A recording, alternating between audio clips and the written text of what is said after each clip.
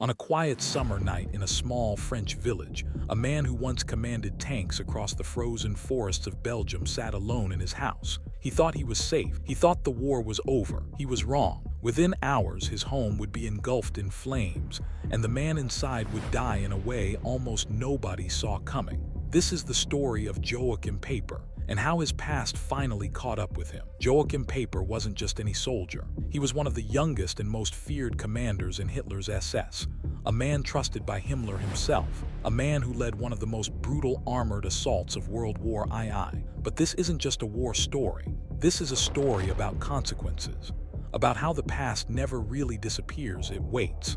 And 3 decades after the guns fell silent, it came for Peiper in the middle of the night, in a house he thought no one could find.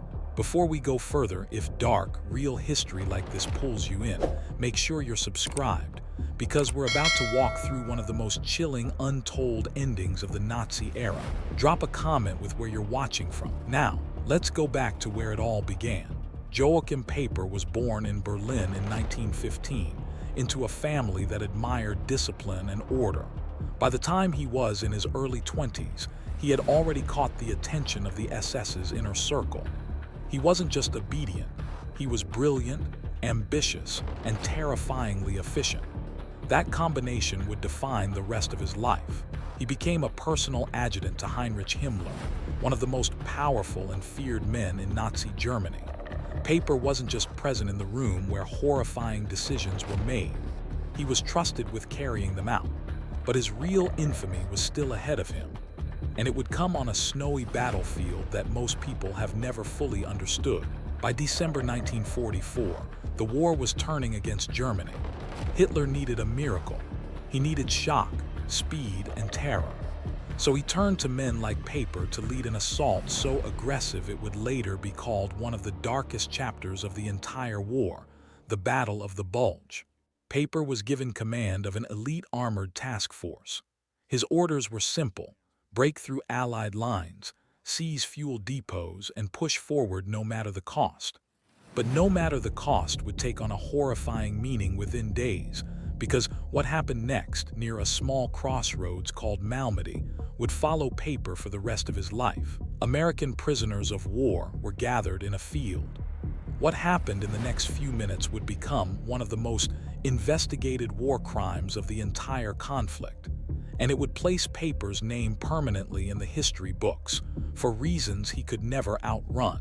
But here's what most people don't know: the massacre wasn't even the end of his story. It was only the beginning of a chase that would last 30 years, and end in fire. Let's go back to that field near Malmedy, Belgium. December 17, 1944.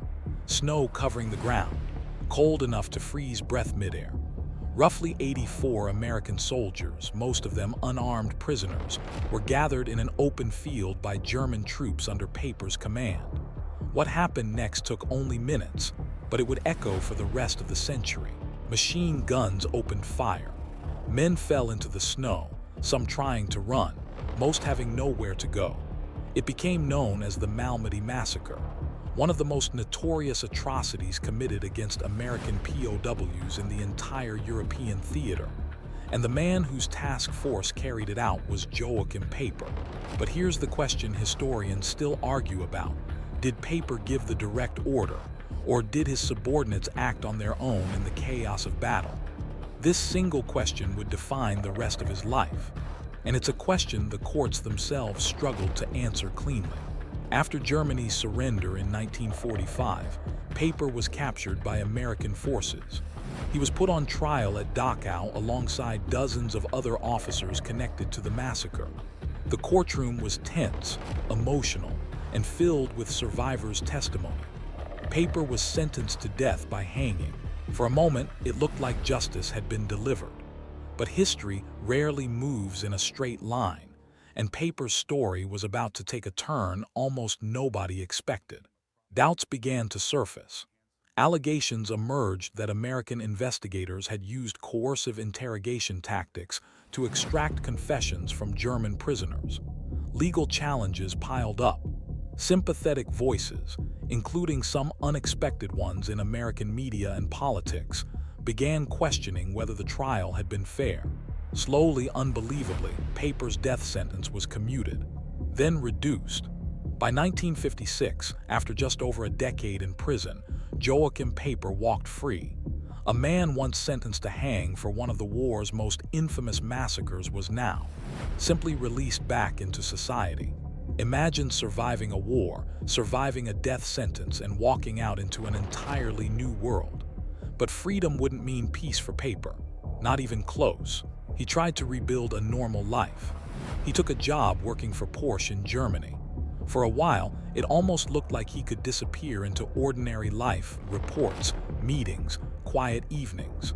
But when journalists discovered a former SS officer connected to Malmedy was working at a major German company, public outrage exploded. He was forced to resign. Desperate for anonymity, Peiper made a decision that would ultimately cost him everything. He moved to a small, quiet village in eastern France, Treves, hoping to disappear completely.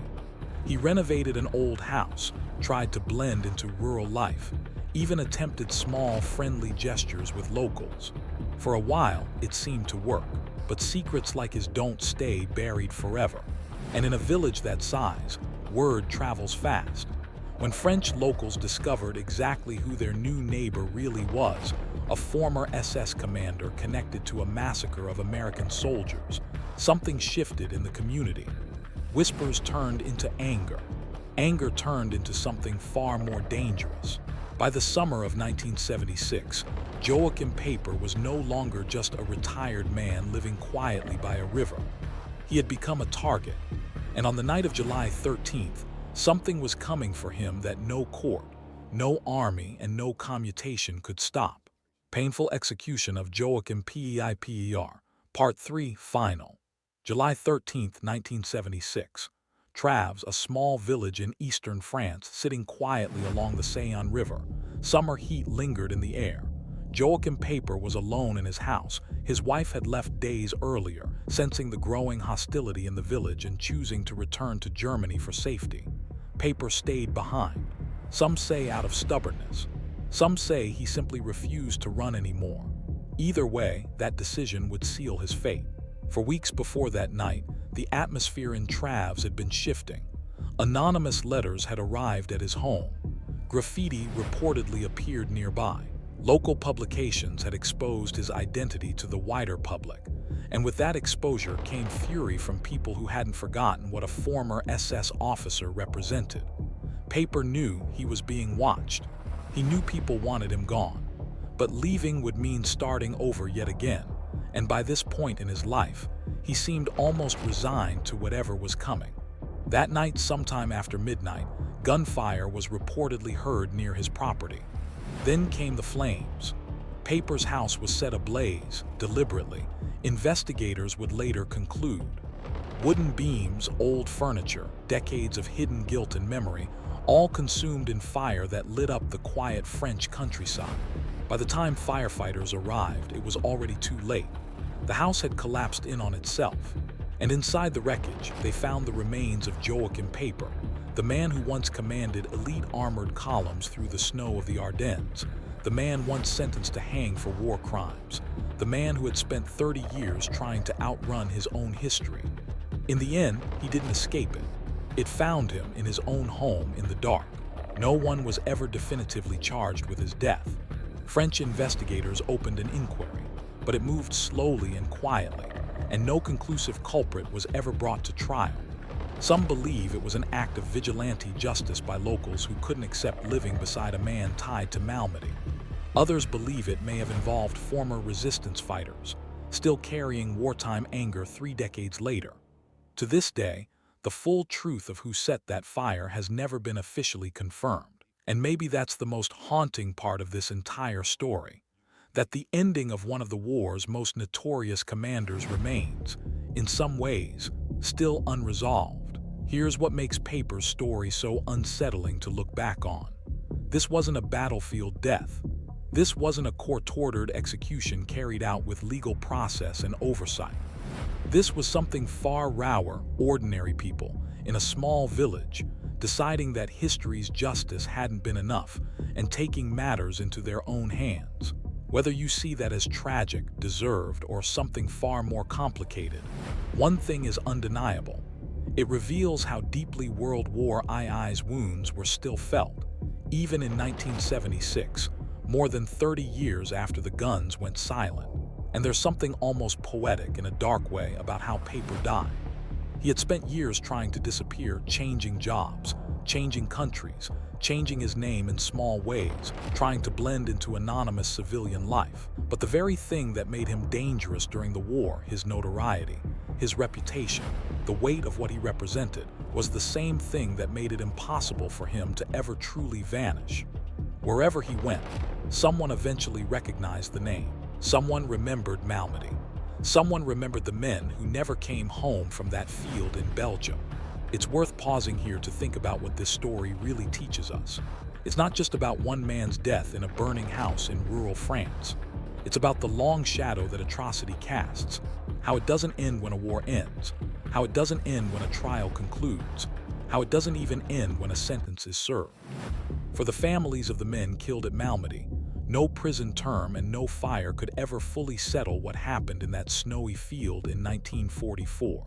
And for Peiper himself, no new job, no new town, and no new name could ever separate him from what he had done and what he represented. That's the uncomfortable truth sitting at the center of this story. History doesn't forget. It waits, sometimes for years, sometimes for decades, but eventually, in one way or another, it always comes looking. Joachim Peiper's life ended in fire, in a quiet French village. Decades after the war that made him infamous had already faded into textbooks and documentaries. But his story remains one of the darkest, strangest, and most morally complicated endings of any figure from that era. A reminder that the consequences of history are rarely as clean or as final as we'd like them to be. If this story affected you the way it affected us researching it, let us know in the comments. And if you want more real, unfiltered history like this, make sure you're subscribed, because there are far more stories from this era that the world has quietly forgotten.